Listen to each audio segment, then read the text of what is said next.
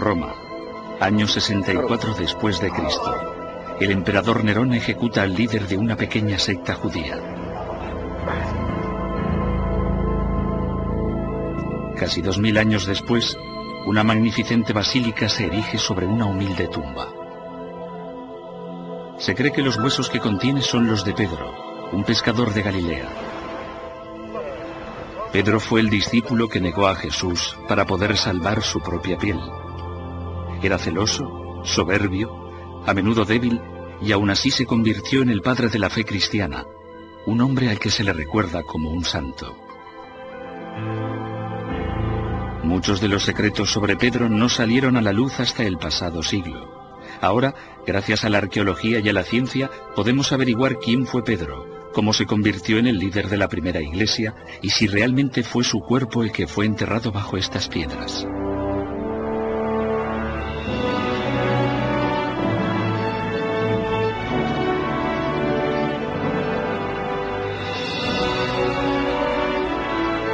Misterios de la Biblia. Pedro, la primera piedra de la iglesia.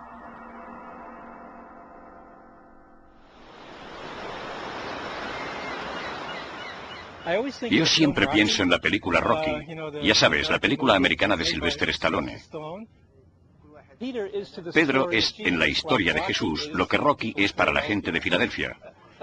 De algún modo es un perdedor, la última persona que podría ser considerada un héroe, aunque a pesar de todo, alguien que resurge al final de la historia y que representa todo lo que es el cristianismo.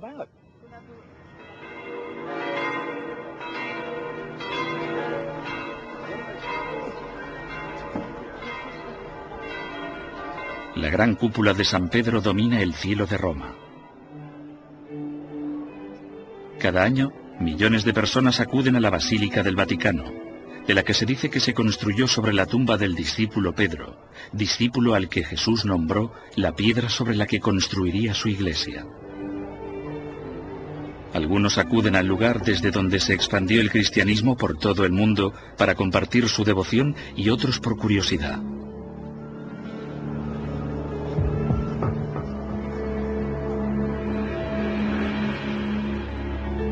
Se cree que Jesús escogió a Pedro como su representante en la tierra. El elegido al que confió las llaves del reino de los cielos. Pedro fue el primer papa, el primero de todos los obispos, y por tanto es importante por su calidad de vicario de Cristo.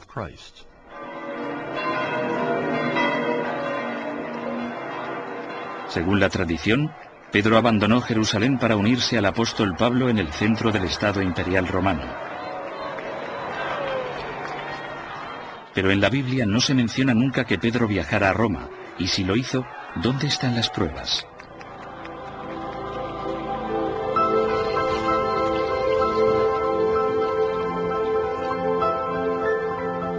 La búsqueda empieza en el año 312 después de Cristo, cuando dos generales de provincias, Constantino y Maxentio, luchan para convertirse en emperador. Sus ejércitos se encontraron en el puente Milvián, justo a las afueras de Roma. La noche antes de la batalla, Constantino tuvo una visión. Una cruz en llamas que ardía en el cielo con las dos primeras letras del nombre de Cristo escrito en griego. Un día después, el ejército de Maxentio fue derrotado. Como tributo por su victoria, Constantino decidió construir una basílica enorme justo en el lugar donde los cristianos creían que Pedro estaba enterrado. Pero no era una tarea fácil, puesto que la tumba estaba en la ladera de una colina. San Pedro fue enterrado en el cementerio que se extendía a lo largo de la ladera sur de la colina del Vaticano. Por eso, para construir ahí la basílica, Constantino tuvo que cortar literalmente la cima de la colina y trasladar 22.000 metros cúbicos de tierra. Gastó enormes cantidades de dinero y realizó un esfuerzo tremendo que se habría ahorrado de no estar absolutamente seguro que alguien del calibre de Pedro estaba enterrado ahí.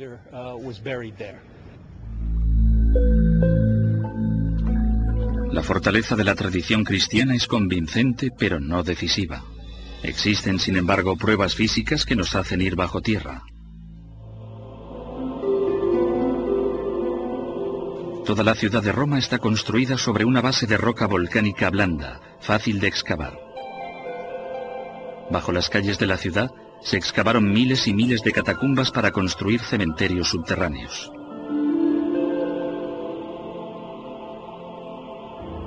Los estrechos túneles y los pasajes están repletos de elaborados mausoleos y criptas para los ricos y nichos sencillos para los pobres. Las catacumbas suponían una forma más bien económica y práctica de enterrar a la gente en un espacio muy reducido. Porque si lo pensamos, los cementerios ocupan espacio y se necesita mucho dinero para comprar ese espacio.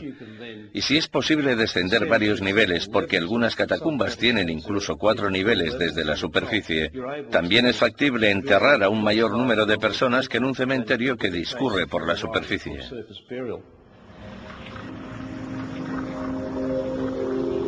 Bajo el suelo de la iglesia de Santa Domitila, los arqueólogos hicieron un descubrimiento inquietante. Frescos del siglo I pintados sobre yeso húmedo. El profesor Philip Esler cree que su valor es mucho más que decorativo. Durante el siglo I en Roma había una tradición muy arraigada de hacer retratos post-mortem. Muchos romanos querían tener retratos meticulosamente precisos de ellos mismos para colocarlos en sus tumbas tras su muerte. Si se fijan en esta imagen de Pedro, lo que apreciamos es básicamente una cara cuadrada, pelo rubio, mandíbula grande, cuadrada y con una frondosa barba. La misma imagen que encontrarán en todos los iconos de Pedro desde la fecha de este retrato hasta hoy.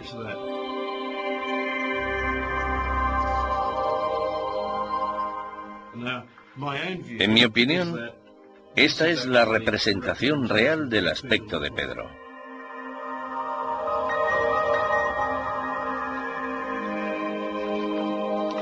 Una tradición de 2000 años de antigüedad y una imagen del siglo I después de Cristo afianzan el hecho de que Pedro hubiera viajado a Roma, pero la prueba más fehaciente se encontró bajo los pies del Vaticano.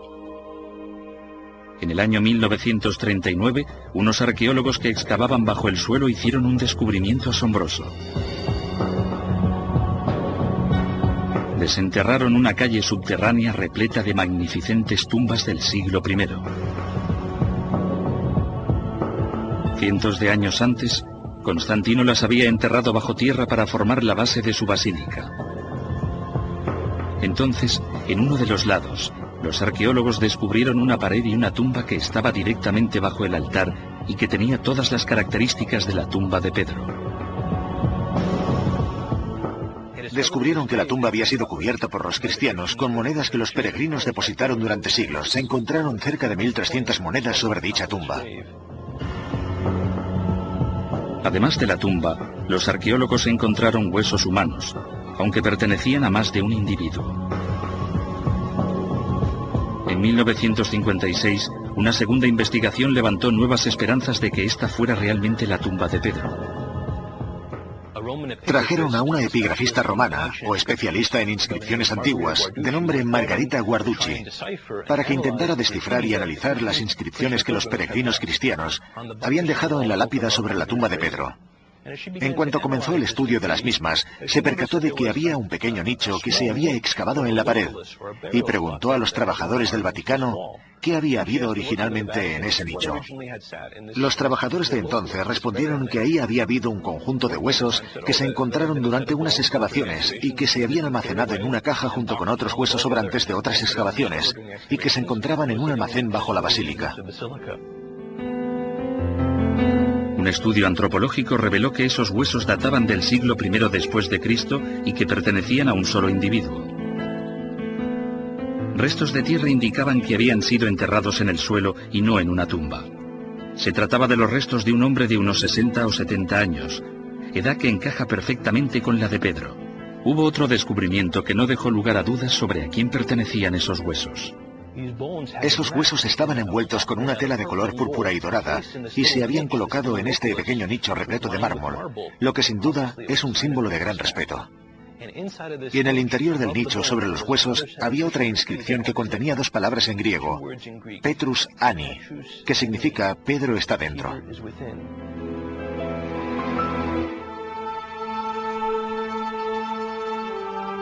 La Iglesia Católica devolvió los huesos a su lugar de descanso original bajo el altar situado en el corazón de la Basílica de Roma. Todos estos hechos sugieren que Pedro estuvo en Roma, pero seguimos sin saber el porqué de su viaje, ni por qué le acabaron considerando el jefe de la Iglesia cristiana. Necesitamos averiguar algo más sobre Pedro y el entorno en el que vivió.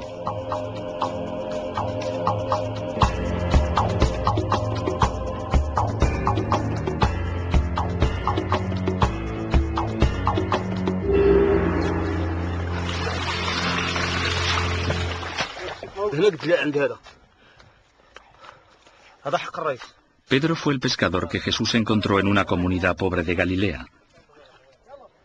Esta imagen tradicional de la vida en el siglo I después de Cristo muestra pescadores humildes ganándose la vida pobremente en una rutina de subsistencia en un lugar remoto. Sin embargo, cuando los arqueólogos empezaron a excavar en Galilea, descubrieron una imagen muy distinta de Pedro y de su comunidad. Galilea era un eje comercial muy activo. Se embarcaban o se transportaban con rapidez por carreteras bien construidas grandes cantidades de mercancías. Flotas de barcos en el mar de Galilea, que también se conoce como el lago Tiberíades. Era por tanto un mundo comercial, un mundo urbano pero también agrícola, con pequeñas poblaciones, aldeas y caseríos. Es posible que Galilea no fuera un rincón rural. De hecho, muchos expertos creen que era mucho más que eso. No vivían en un entorno rústico y marginado del resto del mundo, sino que formaban parte de un núcleo cosmopolita integrado por completo en el Imperio Romano. Eran el Imperio Romano de Oriente. Los romanos contemplaban Galilea y Judea más al sur como la piedra angular de la zona oriental de su imperio.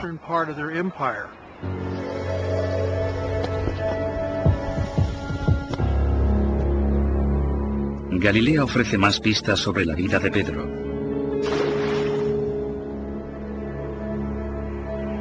En la costa norte yacen las ruinas de una aldea pescadora llamada Capernaum. En el centro se encuentra una casa que durante siglos ha sido lugar de culto para los cristianos. Los historiadores están convencidos de que se trata de la casa de Pedro. ¿Por qué veneraban una casa en particular en Capernaum? Hay indicios que sugieren que en el pasado esta casa se consideraba la casa de Pedro. Finalmente construyeron un sepulcro, luego una iglesia y así se fueron expandiendo durante siglos. En realidad, la casa de Pedro nos da mucha información acerca de su estatus económico. La casa estaba formada por un patio rodeado de habitaciones, la mayor de las cuales hacía 8 por 9 metros. Era una casa de calidad con suelos de basalto. Los evangelios dicen que Pedro se casó y tuvo hijos. Esta casa era lo suficientemente grande para toda una familia. Yo consideraría esta casa como una casa de clase media. Podía alojar una familia numerosa. Era una propiedad selecta en comparación al resto del mar de Galilea. Por tanto, no creo que Pedro fuera un pescador pobre. En 1985, tras una intensa sequía, salió a la luz más información sobre el estatus económico de Pedro. A medida que el nivel del agua fue disminuyendo, aparecieron artefactos que habían permanecido escondidos durante miles de años. Los arqueólogos que excavaban en las costas del noroeste de Galilea encontraron los restos de una barca del siglo I después de Cristo que se había conservado gracias al lodo. Las dimensiones coinciden con las que la Biblia otorga a la barca de Pedro.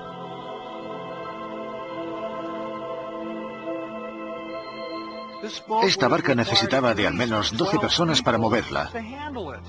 Por tanto, no podía ser un pescador pobre de una familia sencilla y utilizar un barco de pesca como este. Esto sugiere con bastante claridad que Pedro formaba parte de la industria pesquera. Y de hecho, según los evangelios, El padre de 2 de los discípulos que conocían a Pedro, a los que Jesús llamaba hijos de Zebedeo, contrataban a sirvientes para trabajar en un barco cuya descripción coincide con el barco encontrado hace 15 años.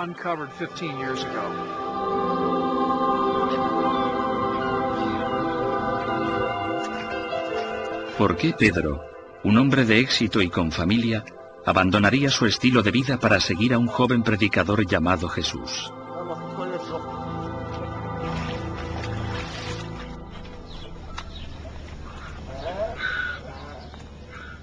Los romanos habían modificado la infraestructura económica. Introdujeron enormes impuestos sobre los habitantes de Galilea y cambiaron el trueque por un sistema de crédito. Los granjeros y los pescadores podían pedir dinero prestado para comprar semillas y redes.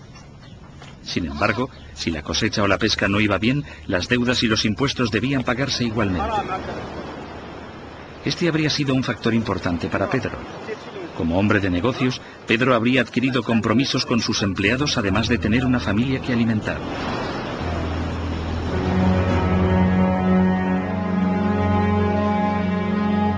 Por tanto, es posible que cuando Jesús lanzó su mensaje revolucionario, «Seguidme», Pedro viera en él un nuevo estilo de vida.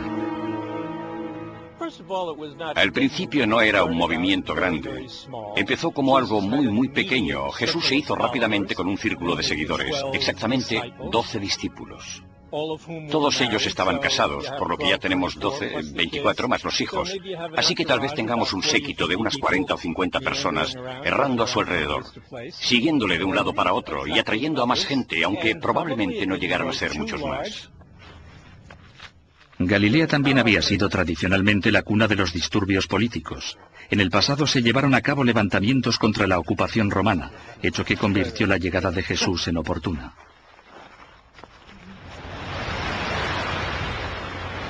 Algunos teólogos, como John Drain, creen que Jesús era un rebelde. Jesús era un inconformista, no hay ninguna duda. Tal vez llamarle hippie sería ir demasiado lejos, pero era claramente una persona con mucho tiempo en su haber y una gran visión. Y parece que la invitación gustó a Pedro. Bueno, pues si esto te interesa, ¿qué te parece si vienes conmigo? Vemos lo que podemos hacer, qué podemos sacar de todo esto y empezamos desde ahí. De acuerdo con los indicios que tenemos hasta ahora, no parece que haya nada realmente importante sobre Pedro. El misterio sigue siendo por qué Jesús escogió a un hombre tan común para convertirse en su pilar y llegar a ser el líder de su incipiente iglesia.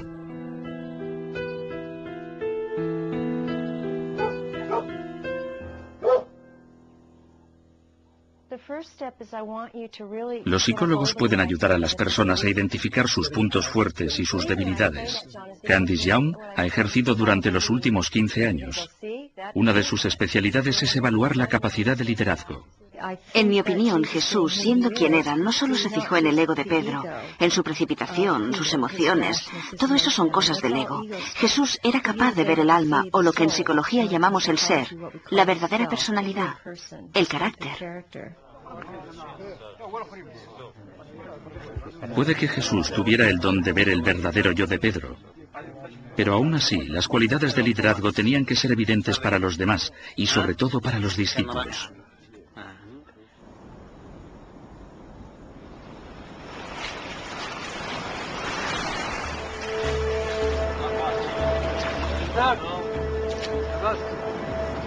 El primer signo del potencial de liderazgo de Pedro se revela en los Evangelios, en un episodio famoso donde se dice que Jesús andó por encima del agua. Aparentemente Pedro intentó imitarle.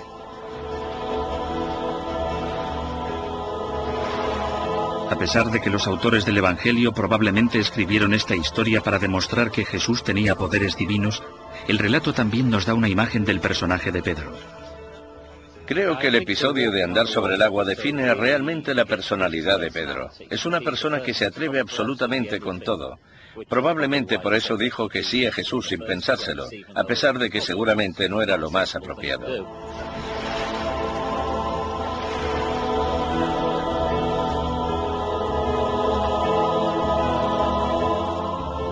No podemos afirmar que la historia fuera un milagro o una metáfora. Pero lo que sí hicieron los autores del Evangelio fue destacar a Pedro como el único discípulo lo suficientemente entusiasta como para arriesgarse. A pesar de su fracaso, fue el único que lo intentó. Pedro es un personaje muy complejo. Era impetuoso y ansioso por complacer. Era como los niños que siempre levantan la mano en clase y dicen, yo sé la respuesta, yo sé la respuesta. Y luego el maestro les dice, no, te has equivocado otra vez.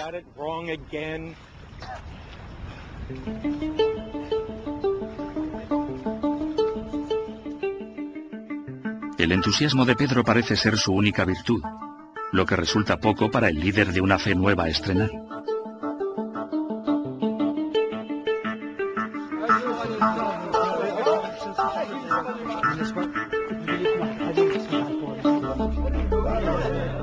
El hecho de que Jesús le nombrara la piedra sobre la que construiría su iglesia tuvo que sorprender a los discípulos. Una de las interpretaciones es que Jesús lo dijera en tono irónico. Jesús le señala y dice, tú eres el tipo de persona sobre la que podría construir una iglesia porque no eres perfecto y además cojeas un poco. Jesús también tenía mucho sentido del humor.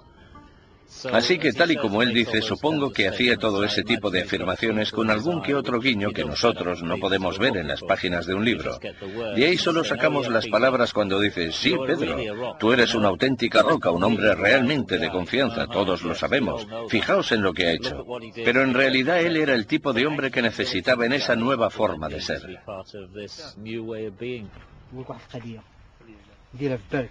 Si Jesús estaba siendo irónico, tal vez viera en Pedro a un hombre común, franco, pero apasionado. Quizás de poca confianza, pero merecedor de respeto, un hombre al que admirar. A pesar de todo esto, deberíamos encontrar algún indicio en los evangelios que demostrara que Pedro era fiable y que había entendido mínimamente el mensaje de Jesús.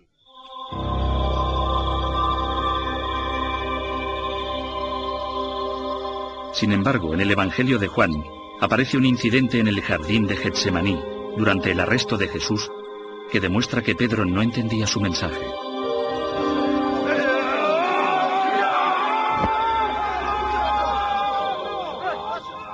Jesús dijo, benditos sean los pacificadores. Y ahí está Pedro con una espada cortando la oreja del sirviente del sumo sacerdote. Lo lógico a estas alturas sería que Pedro hubiera comprendido que el seguidor de Jesús debe ser un hombre de paz. Y sin embargo, ahí está Pedro con una espada romana, no una espada o una lanza cualquiera, sino con una espada romana, y en el jardín donde detienen a Jesús. Por tanto, Pedro se equivocó de nuevo. Pero no solo malinterpretó el mensaje de Jesús. Hay otra cualidad esencial que parece que no tenía: lealtad. Antes de ser arrestado, Jesús predijo que Pedro le negaría 3 veces antes de que el gallo cantara. Después de que arrestaran a Jesús para ser juzgado, Pedro le siguió hasta la casa del sumo sacerdote Caifás. Los sirvientes le preguntaron 3 veces si conocía a Jesús.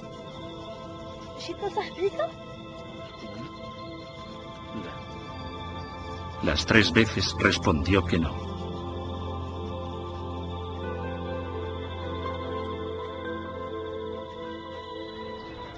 Pedro vio a Jesús obrar milagros que solo confirmaban su fe. Sin embargo, al final tuvo miedo, como la gran mayoría. Era conservador y tenía miedo de perder todo cuanto poseía. Tenía miedo de perder su vida. Por eso, cuando las cosas empezaron a ir mal, cuando arrestaron a Jesús, Pedro creyó que todo había terminado. Tal vez hubiera cometido un error creyendo en Jesús. Tal vez depositar su fe en la persona equivocada.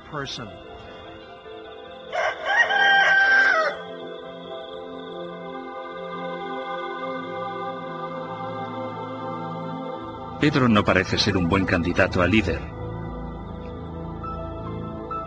Y quizás nuestra investigación habría llegado a un callejón sin salida si no fuera por otra fuente de información.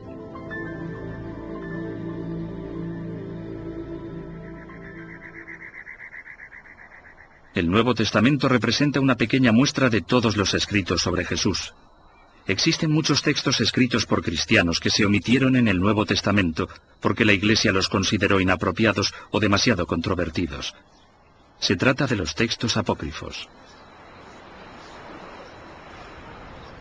La palabra apócrifo significa oculto.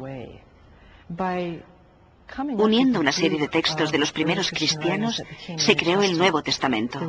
Intentaban determinar qué textos resultaban vitales para centrar las cuestiones de la doctrina.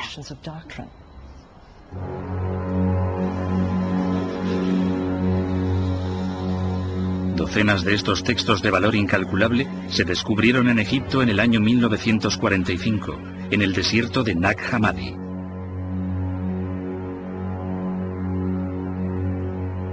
Algunos sacan a relucir diferentes aspectos del personaje de Pedro.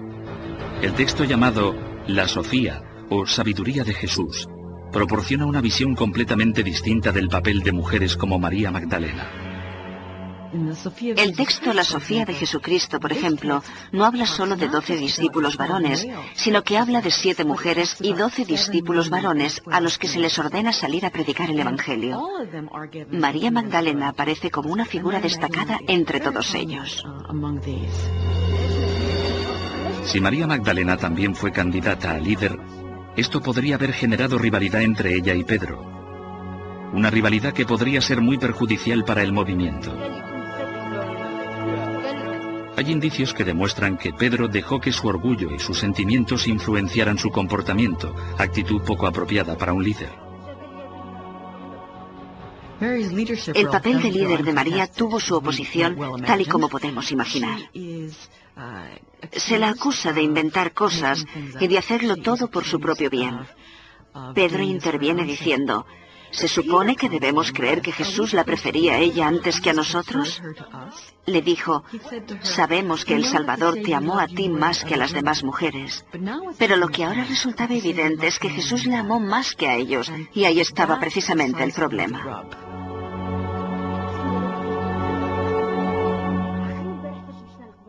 Los acontecimientos de los evangelios apócrifos describen a Pedro como una fuente de discordia más que como un gran líder.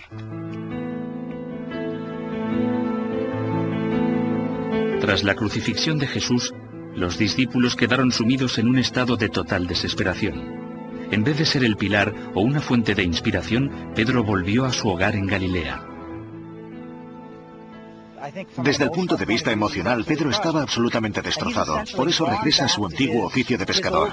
Quiero decir que Jesús estaba muerto, todo se había acabado, no había esperanzas. Sin líder alguno, el movimiento de Jesús empezó a desintegrarse. Pero entonces, en las costas de Galilea, algo ocurrió.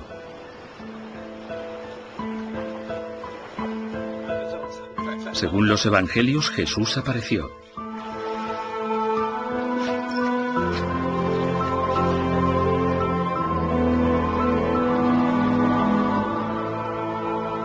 Fuera o no una visión, esto empujó a Pedro a retomar su papel de nuevo. En mi opinión, psicológicamente hablando, podemos decir que la vergüenza también impulsó su transformación tras la resurrección, porque cuando sentimos vergüenza, sentimos la necesidad de arreglar lo hecho. Por tanto, eso podría haber impulsado la voluntad de querer ser realmente un buen líder de la Iglesia y de compensar así el haberle traicionado.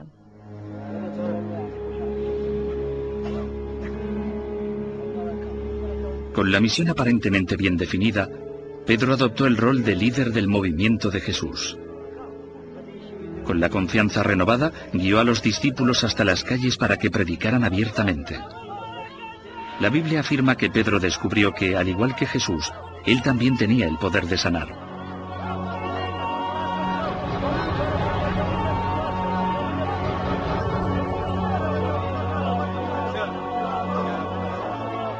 A medida que se extendió el rumor, la gente fue llevando a los enfermos y a los heridos para que se tumbaran en su sombra.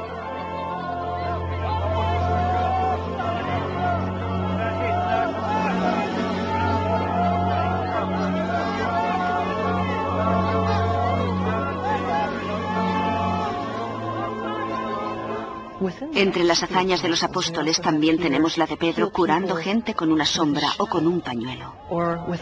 Tradicionalmente siempre se aceptó la veracidad de este milagro, especialmente entre la generación de los apóstoles, como demuestran a lo largo de toda la literatura cristiana. Este fue uno de los métodos con el que transmitieron el mensaje. Pedro era un hombre nuevo. Sin embargo, todavía le quedaba mucho camino antes de demostrar que era capaz de cumplir con la misión que Jesús le había asignado. Además, su autoridad no estaba garantizada. Había otras figuras que luchaban por el liderazgo. El camino que tenía por delante estaba repleto de dificultades.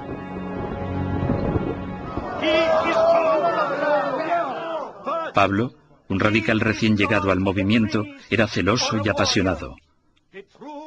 Quería que el cristianismo se extendiera más allá de Israel y por todo el Mediterráneo. Pablo quería predicar a los no judíos, los gentiles. Luego estaba Santiago, el hermano de Jesús, que solo quería judíos en el grupo. Según las cartas de Pablo, Pedro estaba en medio compartiendo el trabajo de evangelización con Santiago y Pablo.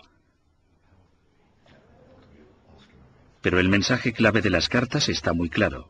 El líder real en los comienzos de la Iglesia no fue Pedro, como supone la tradición, sino Santiago. Lo que resulta interesante es que Pablo se queja de que Pedro actúa correctamente con los cristianos gentiles, pero que cuando Santiago trae a sus hombres, Pedro se siente intimidado y empieza a distanciarse de los cristianos gentiles. Esto me dice que quien tenía autoridad era Santiago y que Pedro se sometía a ella. La ruptura entre Santiago y Pablo supuso una oportunidad única para Pedro. El conflicto podría haber destruido fácilmente la Iglesia de los primeros tiempos.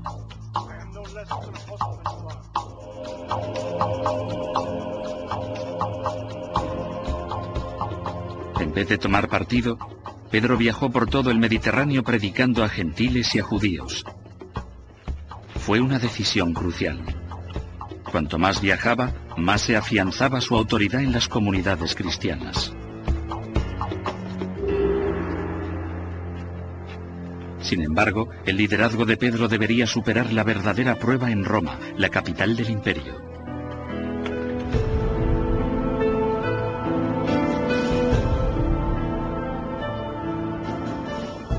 Como dice el viejo proverbio, todos los caminos van a Roma.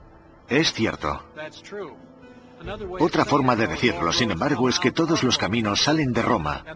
Y eso era así deliberadamente. Las legiones romanas podían marchar por esos caminos y llegar a cualquier parte del imperio rápidamente. Si el evangelio cristiano arraigó en Roma y cobró fuerza, en una ciudad donde había muchos judíos y muchas sinagogas, esta ciudad podía convertirse en un cuartel general, una plataforma para la incipiente iglesia desde donde poderse lanzar y expandir por todo el imperio romano. Tiene sentido, por lo tanto, que Pedro, Pablo y los demás desearan ir a Roma para establecer ahí la iglesia.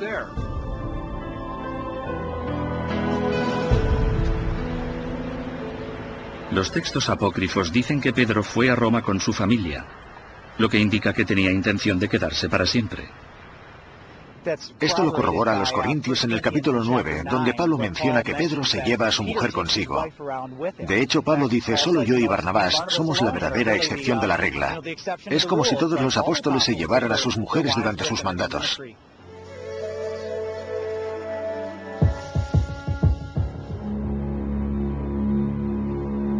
Incluso en las catacumbas de Pedro hay indicios de que su familia estuvo con él en Roma. Uno de los frescos de Santa Domitila muestra la figura de una mártir, Petronela, a la que algunos consideran la hija de Pedro. Aquí tenemos un cuadro de los difuntos, una mujer llamada Veneranda, y a su lado vemos a Santa Petronela, a menudo asociada en las leyendas con la hija de Pedro, y de la que tenemos algunos informes del siglo II después de Cristo. Lo que vemos en el fresco es a Petronela guiando a Veneranda hasta el paraíso. Lo interesante de este fresco es la representación de una cartera con los pergaminos de la ley. Esto podría dejar entrever la tradicional unión entre Petronela y San Pedro, porque la mayoría de los frescos de Pedro y Pablo muestran la misma imagen de los pergaminos de la ley.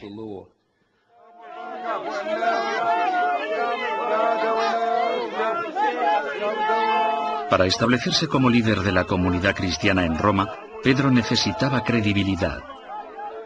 Si la gente creyera que podía curar a los enfermos, eso facilitaría mucho las cosas.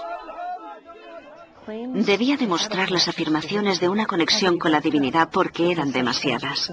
Pedro tenía que proporcionar alimentos, obrar hazañas y predicar el mensaje.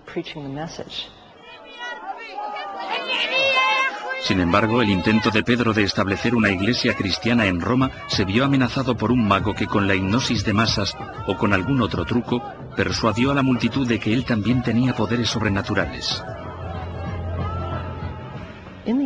Hay otra figura conocida por otras fuentes, de nombre Simón Magnus, que llega a Roma. Este hace ciertas afirmaciones sorprendentes, aunque con mucha convicción. Afirma ser una divinidad, y lo demuestra volando a media altura sin ayuda alguna.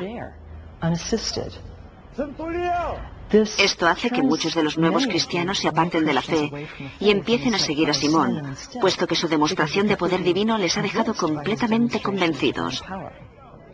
Es ante esta situación que Pedro debe reaccionar. Simón Magnus es el principal antagonista de Pedro. Es como el enemigo de Batman. Simón Magnus salta al vacío y se convierte en un nuevo líder, no solo de un pequeño grupo de fieles cristianos, sino de toda la iglesia, que acaba volcándose en él. El texto apócrifo Hechos de Pedro dice que tras una serie de enfrentamientos, Simón Magnus y Pedro acaban batiéndose en un duelo. Los hechos cuentan la escena final, cuando Simón hace creer a la multitud que está levitando por el cielo de Roma.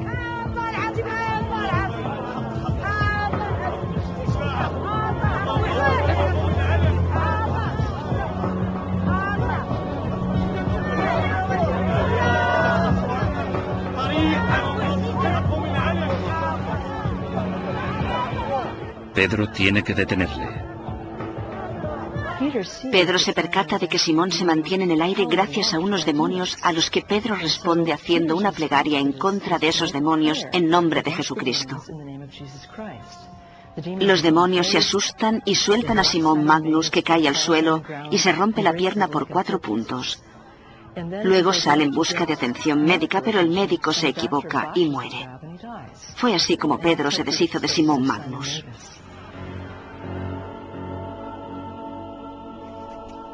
Es imposible determinar 2000 años más tarde cómo fue exactamente ese duelo. Sin embargo, sí sabemos, gracias a otras fuentes del siglo I después de Cristo, como los textos de Eusebius e Irenaeus, que Simón Magnus existió de verdad.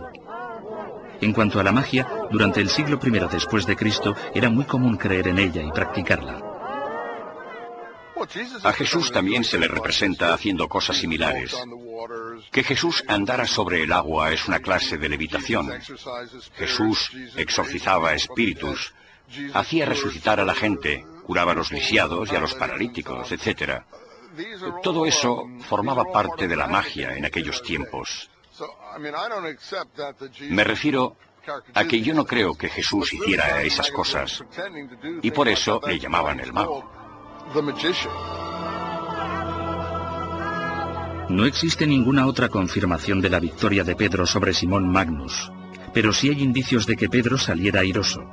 Gracias a otro historiador del siglo II después de Cristo, Tertullian, sabemos que Pedro empezó a bautizar a los que se convertían al cristianismo en el río Tíber, en el corazón de Roma.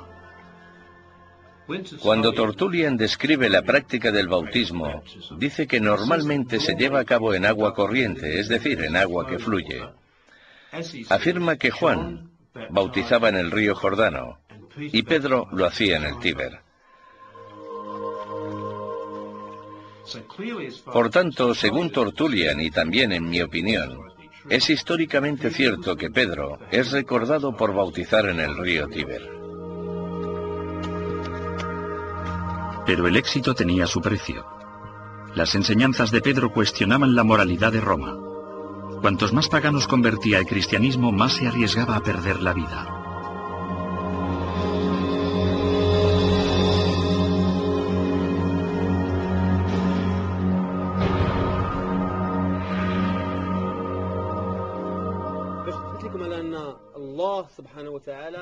La doctrina de Pedro sobre las estrictas prácticas judías dictaminaba que el sexo por placer era pecado.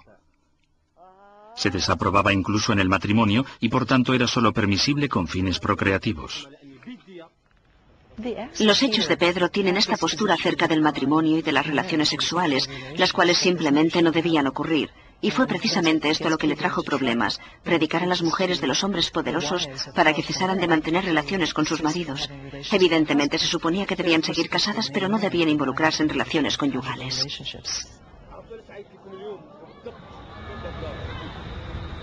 No es de extrañar que Pedro enajenara a 2 senadores romanos. Le encarcelaron en la cárcel llamada Tuliano, en la colina Mametina, en Roma, junto a su viejo amigo Pablo.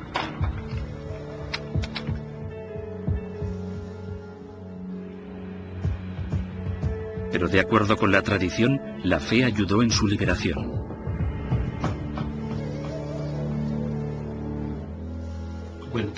Cuando encarcelaron a Pablo y Pedro juntos, estos consiguieron convertir a 2 de sus guardias y algunos más a los que bautizaron utilizando el agua de una fuente, que según la tradición, apareció milagrosamente del suelo. Que esta historia sea cierta o no es una cuestión. Pero lo que está claro es que encaja perfectamente con lo que yo creo que históricamente es cierto, que cuando Pedro estuvo en Roma, bautizó a los que se convertían.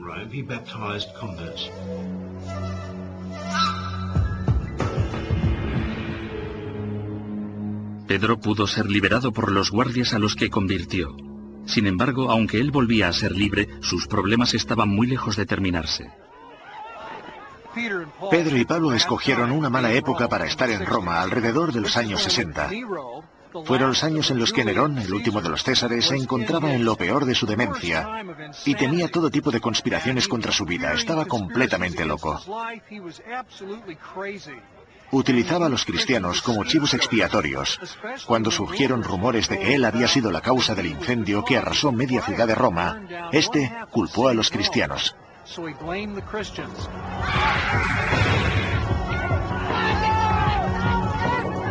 Nerón inició una horrible campaña de persecución sin precedentes.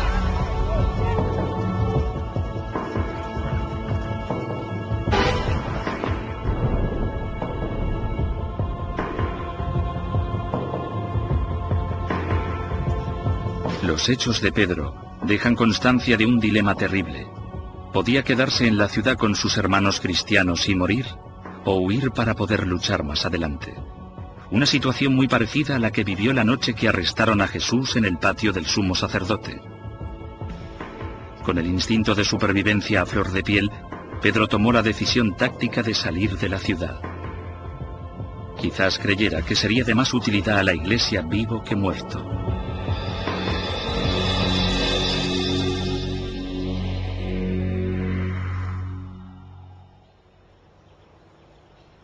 En la Vía Apia se encuentra la iglesia Quo Vadis. Está dedicada a un relato de los hechos de Pedro, en el que se nos da una imagen muy valiosa de cómo Pedro finalmente asume su liderazgo de la incipiente iglesia. Estas son las losas de la Vía Apia. A unos 6 kilómetros hacia allí abajo entramos en las calles de Roma. Si se quería salir rápido de Roma, esta calle era una buena opción. Pedro se puso un disfraz y andó por esta calle con el fin de escapar de la ciudad.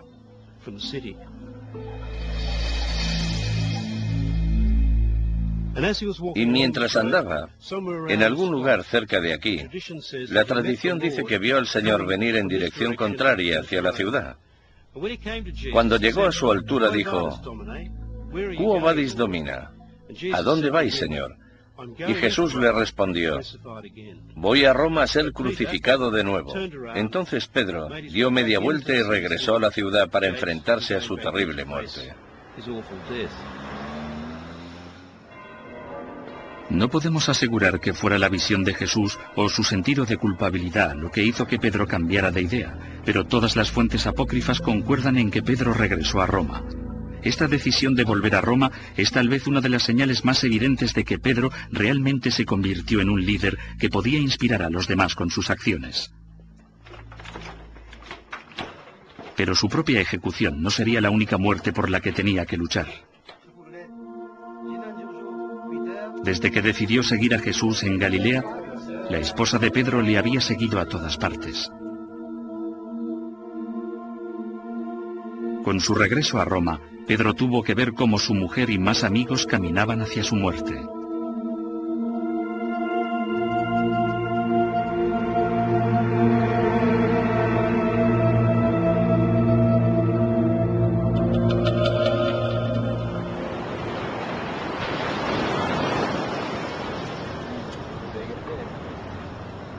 Algunos teólogos, como Andrea Molinari, creen que fue algo más que simplemente una esposa. Sabemos que la esposa de Pedro fue detenida para ser martirizada y que de camino al martirio, Pedro la animó a recordar al Señor. Esto me parece interesante porque realmente nadie martirizaría a una mujer que se dedica a fregar los platos en un segundo plano. En mi opinión, la esposa de Pedro participó activamente en la maestría. Al fin y al cabo, ella también tenía una historia que contar.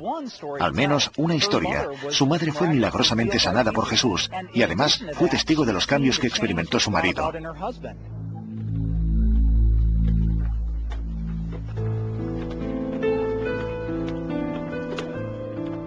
El último capítulo de los Hechos de Pedro narra su arresto y la última prueba a la que tuvo que someterse como líder.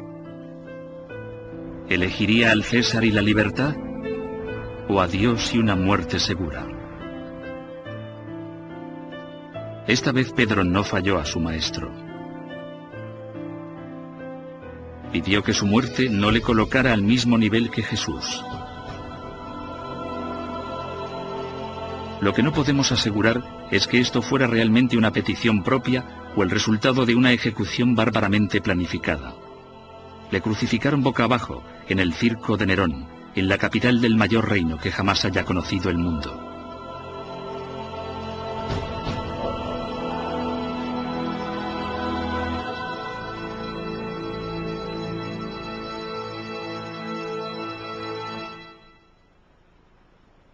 No existen pruebas históricas de que Pedro fuera crucificado boca abajo, pero las excavaciones realizadas en el Vaticano revelaron indicios coherentes con la afirmación apócrifa. Cuando se examinaron los huesos, los patólogos encontraron piezas de todo el cuerpo menos de los pies.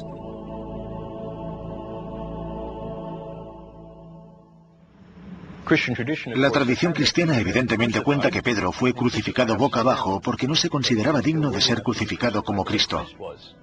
Algunos académicos lanzaron la hipótesis de que si Pedro fue crucificado boca abajo podrían haberle cortado los pies.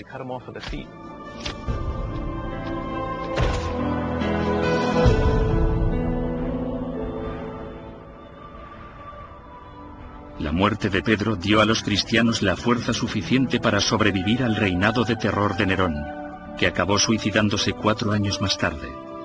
Pero tendrían que pasar 2 siglos más antes de que Constantino se convirtiera en emperador y que el cristianismo floreciera y se extendiera por todo el mundo. Fue entonces cuando la misión que Jesús había encomendado a Pedro, un simple pescador de Galilea, se completó finalmente.